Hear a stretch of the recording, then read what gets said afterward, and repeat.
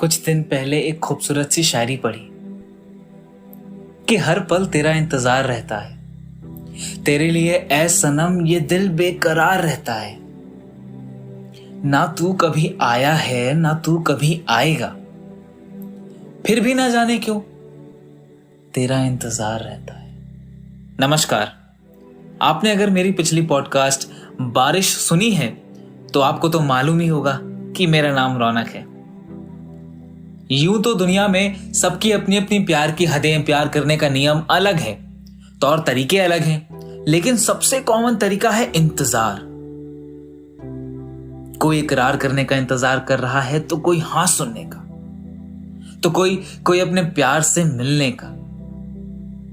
हम सब ने कभी ना कभी तो इंतजार किया है, पर कोई यकीन के साथ नहीं कह सकता कि हमें कितना इंतजार करना चाहिए। आज की कहानी है ऋषि और उसके इंतजार की। वैसे तो ऋषि मिजाज में कोई खुशनुमा व्यक्ति तो था नहीं, और इतनी दफा दिल टूटने के बाद भला कोई खुश भी कैसे रह सकता है। उसे कहीं ना कहीं इंतजार था कि आगे चलकर खुशी उसके जीवन में दस्तक जरूर देगी, मगर इस इंतजार ने भी उसे उदासी और अकेलापन ही दिया। गर्मियों का दिन था और शाम ढलने को अभी भी समय था। यूं तो रोज वो इस वक्त सोया करता, पर आज गर्मी के मारे उसे नींद ही नहीं आ रही थी। उसके कमरे में कोई खिड़की तो थी नहीं, बस था तो एक छोटा सा रोशनदान, और बिजली जाने की वजह से कमरे के पंखे भी बंद हो चुके थे। अब गर्मी से बेहाल होकर उसने सोचा कि कुछ देर रुककर देखा जाए, क्या पता बिजली आ जाए। पर कुछ देर इंतजार करने के बाद उससे और रुका नहीं गया। वो घर की छत पर चला गया। छत पर पहुंचा तो उसके पसीने से भीगे शरीर को ठंडी ठंडी मध्यम हवाओं का सुकून भरा एहसास मिला। नजरें इधर उधर घुमा के उसने देखा, आज शहर का मिजाज कुछ अलग ही था। पूरा शहर का माहौल कुछ ऐसा लग रहा था कि शहर का हर परिवार आज खुशी मना रहा हो, मानो कोई त्योहार हो, मानो इस शहर को आज इसी पल का इंतजार था। ये सब सोचते सोचते उसकी नजर चौराहे के किनारे खड़े उस पानी पूरी के ठेले पर पड़ी। छत पर से उसे उतना कुछ साफ तो दिख नहीं रहा था, पर उसे सिर्फ इतना दिखा कि दो लड़कियां पानी पूरी के ठेले पर पानी पूरी खा रही थीं। उनमें से एक लड़की की तरफ ऋषि का मन आकर्षित हो गया। ना जाने क्यों उसे ऐसा लगा कि वो उस लड़की को जानता है, पर दूर से देखकर वो उसे पहचान नहीं पा रहा था। अब इसे ऋषि के मन की उत्सुकता कहें या उस लड़की के प्रति आकर्षण, कुछ तो था जो ऋषि को उसके छत से उतारकर उस चौराहे पर ला चुका था। वो धीरे धीरे उस लड़की की तरफ बढ़ता चला गया, और धीरे धीरे उसका शक यकीन में बदल गया। और शायद ऋषि को भी इसी पल का इंतजार था। ये पूरा का पूरा मौसम मानो उस पर ही मेहरबान था। 6 साल बाद, हाँ पूरे 6 साल बाद आज उसे देखा। पहले तो यकीन ही नहीं हुआ कि वो वही थी। उसे उसकी किस्मत पर यकीन था कि वो बस उसका एक भ्रम है या एक हमशक्ल, पर वो वही थी। ऐसे अचानक उसका शहर में वापस आना यकीन सा नहीं हो रहा था। पता नहीं वो रंगीन मिजाज वाला मौसम अब उसे क्यों अजीब सा बेचैन करने लगा, और ना जाने कितने सारे सवाल उफन रहे थे। जैसे उसको मैं आज भी याद हूं या नहीं, वो मुझे पहचानेगी या नहीं, और वो शहर वापस क्यों आई होगी। ऐसे ही ना जाने कितने सवालों का भवंडर ऋषि के दिमाग में उठने लगा। कुछ देर के बाद ऋषि ने हिम्मत जुटाई और उस पानी पूरी के ठेले के पास जा पहुंचा जहां वो खड़ी थी। थोड़ी देर बाद उन दोनों की आंखें मिली। दिल जोर से धड़कने लगा, जैसे पहले प्यार में किसी से पहली मुलाकात की जा रही हो। जब वो उसकी तरफ देखी और मुस्कुराई तो उसे उसके सारे सवालों का जवाब मिल गया। दोनों की बातें शुरू हुई।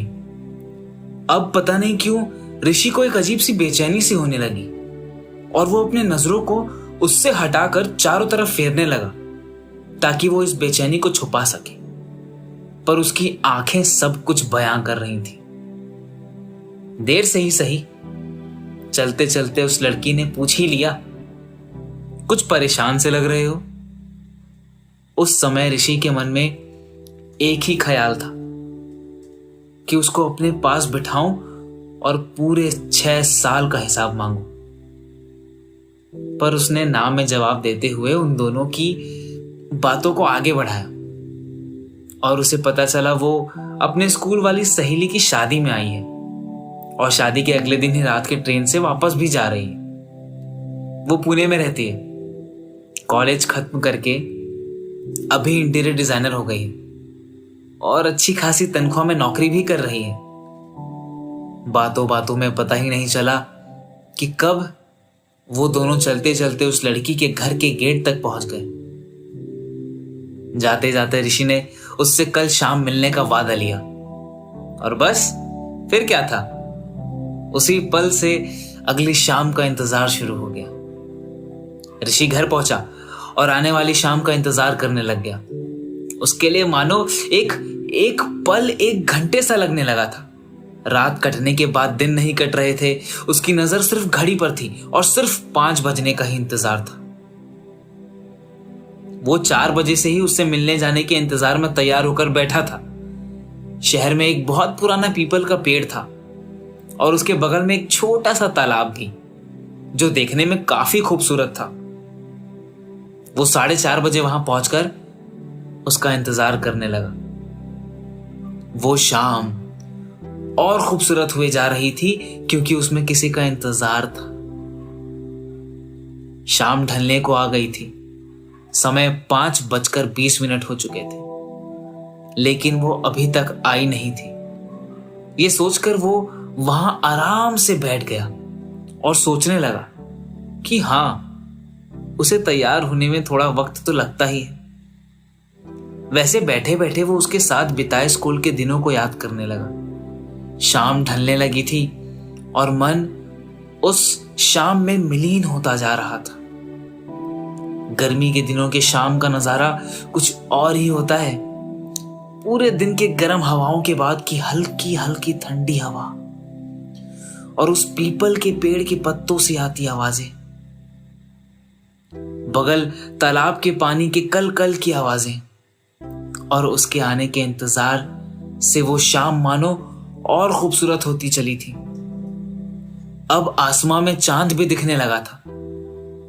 हर तरफ अंधेरा हो गया था।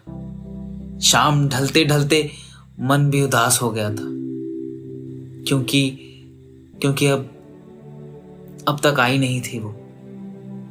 इंतजार का सफर उसे कुछ इस कदर भाने लगा कि उसके आने की ख्वाहिश अब मरती जा रही थी।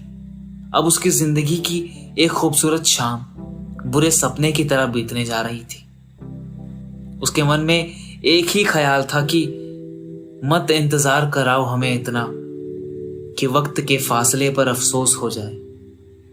क्या पता कल तुम लौट कर आओ और हम खामोश हो जाएं। वो खड़ा हुआ और उस पीपल के पत्तों की आवाज, तालाब के पानी की कलकल की आवाज और उस शाम को ढलते देखकर एक लंबी सांस ली और उसके इंतजार को इंतजार में बदलकर वहां से चला गया। तो बहुत बहुत धन्यवाद मुझे इतना ध्यानपूर्वक सुनने के लिए। उम्मीद करता हूं कि आपको ये कहानी अच्छी लगी होगी। इस कहानी के लेखक हैं विनोद साहू, कहानी के संपादक हैं देवेश दीप और आप सुन रहे थे कहानी रौनक सिंह के साथ। धन्यवाद।